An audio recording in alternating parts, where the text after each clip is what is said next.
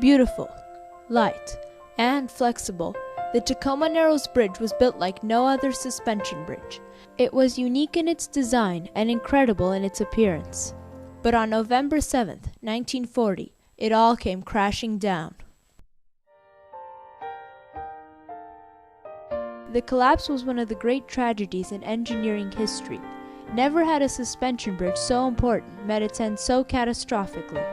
But the Tacoma Narrows Bridge's true legacy was not in the frantic headlines generated by its collapse, but in the revolutionary changes it brought to the world of engineering and bridge architecture.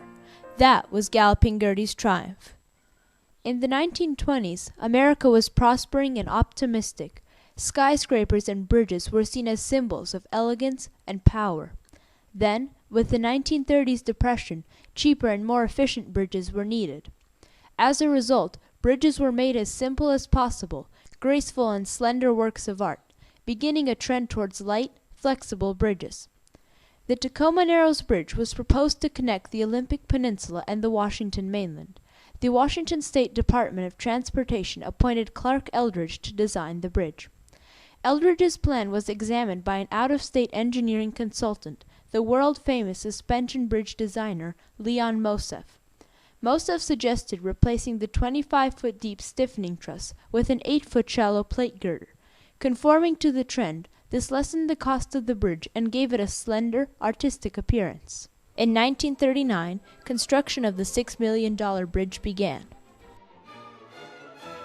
On July 1, 1940, the Tacoma Narrows Bridge officially opened. It was the third longest suspension bridge in the world. Thousands of people attended the ceremonies. Thousands more worldwide were intrigued by the bridge's extraordinary width-to-length ratio and its exceptional flexibility.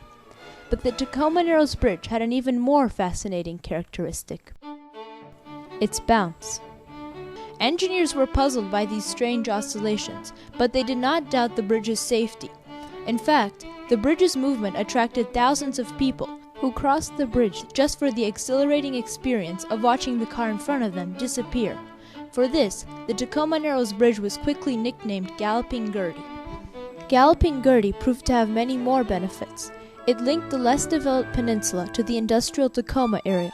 There was rapid land development and population increase. The bridge also benefited the military, connecting the McChord Airfield and Puget Sound Navy shipyard. All around, the bridge was a marvelous success, but Gertie began to run into problems. The engineers grew more worried about the bounce. Leon Mossef was contacted, but he assured them that it was not a problem. The engineers hired Professor F. Bert Farquharson at the University of Washington to build a scale model of the bridge and test it, while also studying the real bridge. We knew from the night of the day the bridge opened that something was wrong. On that night, the bridge began to gallop. Attempts were made to control the motion by installing hydraulic jacks and tie-down cables, but these proved ineffective. Farquharson observed a torsional twisting in the bridge model, different from the regular bounce.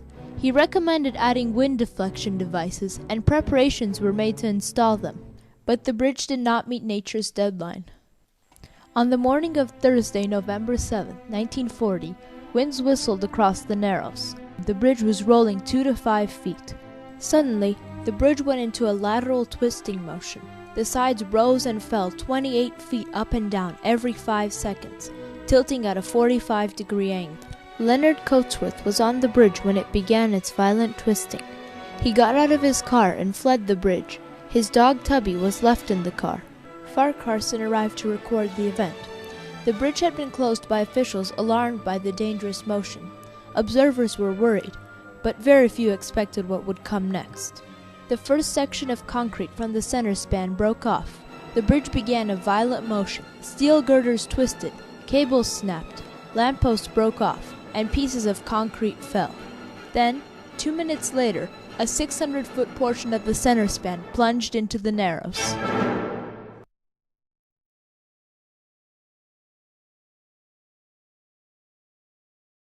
Howard Clifford, a newspaper photographer, was one of the last people on the bridge. It was bouncing so that it would go up where I was, and then it would snap down so fast, and I would go drop as fast as that went down. I would be going down. This was coming back up, and it hit me every time and knocked me down. Along with pieces of the deck, Leonard Coatsworth's car and dog fell. The dog was the only casualty of the collapse. 11:10 a.m. saw the end of it all. Galloping Gertie hung limp and broken. The hopes it had inspired had been crushed. The tragedy was complete. Gertie's collapse came as a shock to the public. Many people were angered, blaming it on faulty engineering. They felt that their tax money had been wasted, and more would be squandered for conducting studies and rebuilding. Nobody thought it would go down, no. I mean, if they thought it was going to go down, they would have closed it right away and tried to figure out what to do. Several committees were appointed to analyze the cause of the collapse. The Federal Works Administration set up a group of professional engineers. In March of 1941, they announced their findings in a report. Part of the problem was that the solid plate girders on the side caught the wind like sails.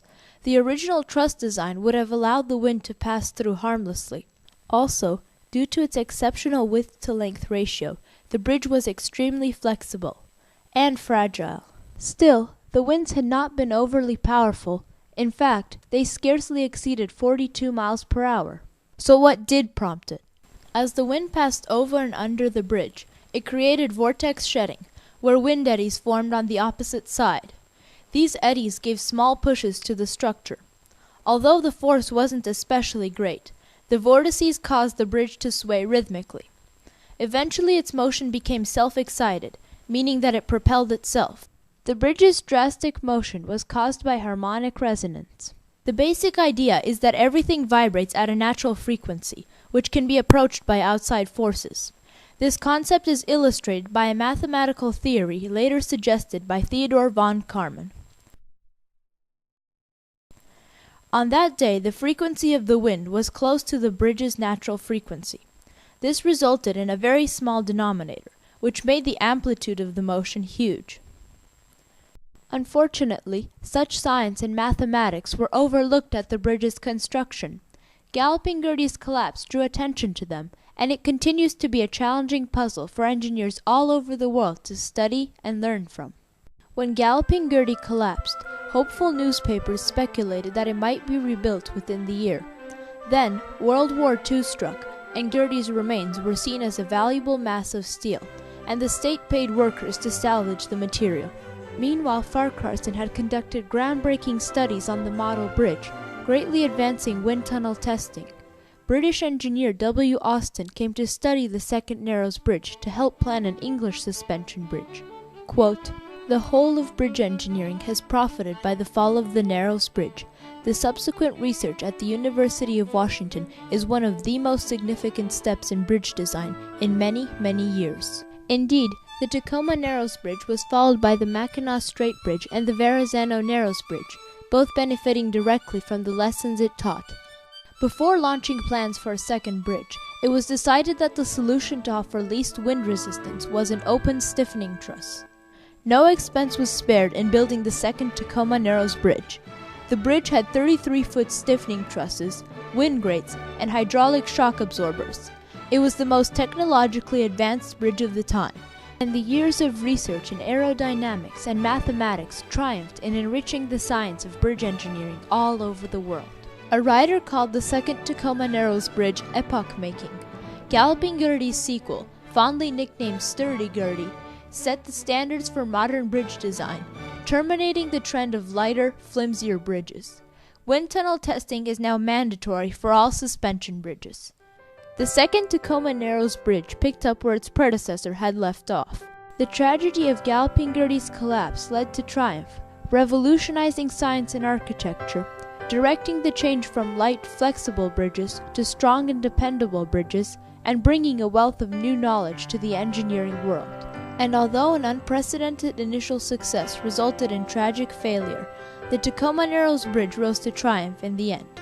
Stable, safe, and still beautiful, Sturdy Gertie remains as a lasting testament, power achieved by grace and artistry, and a triumph that has shaken itself out of the ashes of tragedy.